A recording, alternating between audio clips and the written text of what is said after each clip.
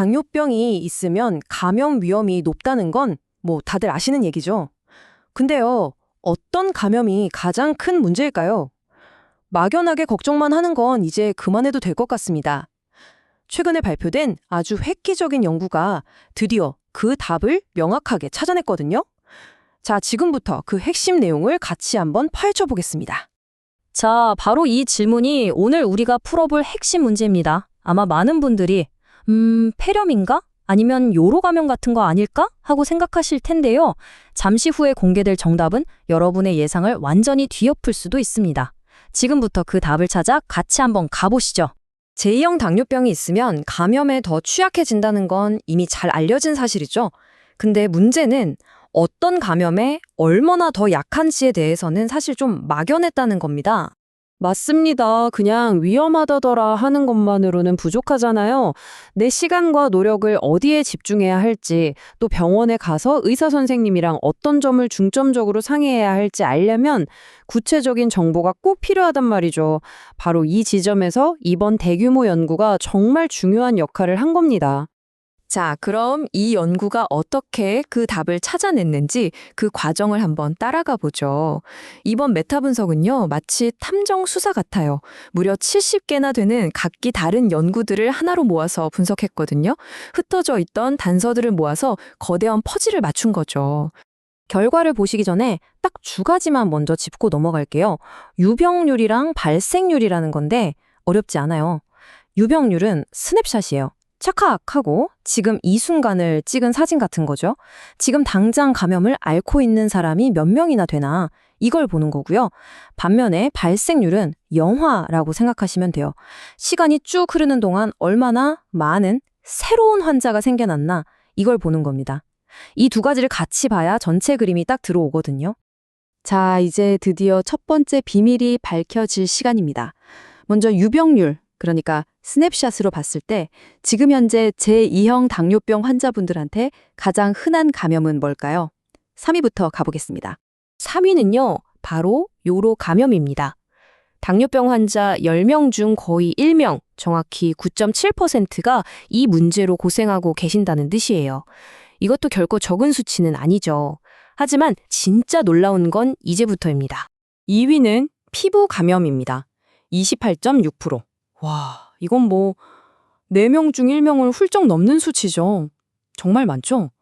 근데 1위는 이걸 또 훌쩍 뛰어넘습니다. 자, 대망의 1위는 뭘까요? 바로 중증 치조염입니다. 네, 바로 잇몸병이에요. 무려 33.6%. 당뇨병 환자 3명 중 1명은 심각한 잇몸병을 앓고 있다는 거죠. 와. 대부분 호흡기나 다른 감염을 생각하셨을 텐데 가장 흔한 문제가 우리 입안에 있었다는 거. 이거 정말 놀랍고도 중요한 발견입니다. 이 차트를 한번 보세요. 결과가 한눈에 딱 들어오죠. 저기 맨 위에 있는 중증 치주염 막대기가 다른 것들을 얼마나 압도하는지 보이시나요? 정말 대단하죠? 이건 그냥 숫자가 아니라 우리가 당뇨 관리할 때 구강 건강을 얼마나 최우선으로 둬야 하는지를 아주 명확하게 보여주는 신호입니다. 자, 그럼 이제 두 번째 발견으로 넘어가 볼까요? 이번에는 영화의 관점, 바로 발생률입니다. 그러니까 지금 뭐가 제일 흔하냐가 아니라 앞으로 새롭게 가장 자주 생기는 감염은 과연 뭘까 하는 거죠. 이 표를 보면 답이 바로 나옵니다.